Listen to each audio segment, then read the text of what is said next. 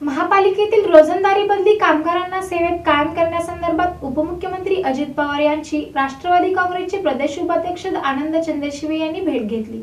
मुंबईतील उपमुख्यमंत्री अजित पवार यांची राष्ट्रवादी काँग्रेस पार्टी कार्यालय इथं भेट घेऊन राष्ट्रवादी प्रदेश उपाध्यक्ष आनंद चंदनशिवे यांनी सोलापूर महानगरपालिका बदली रोजंदारी कामगारांना कायम करण्याबाबतचं निवेदन सादर केलं।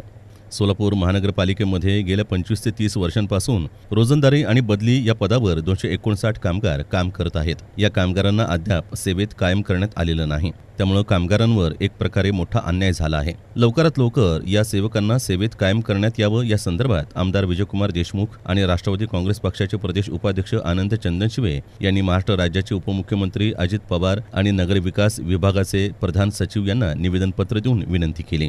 यावेळी महाराष्ट्र राज्याचे उपमुख्यमंत्री अजित पवार यांनी सोलापूर महानगरपालिका बदली रोजंदारी कामगारांना कायम करण्यासंदर्भात लवकरात लवकर सकारात्मक निर्णय घेऊ अशी ग्वाही दिली। यावेळी राष्ट्रवादी काँग्रेस पार्टी पिंपरी चिंचवड भागाचे आमदार अण्णा बनसोडे, आमदार शिवाजीराव गर्जे, राष्ट्रवादी काँग्रेस पक्षाचे प्रदेश उपाध्यक्ष आनंद चंदनशिवे, महानगरपालिका नगरसेवक गणेश पुजारी, राष्ट्रवादी काँग्रेस पक्ष शहर उपाध्यक्ष अविनाश भडकुंबे आदी उपस्थित होते।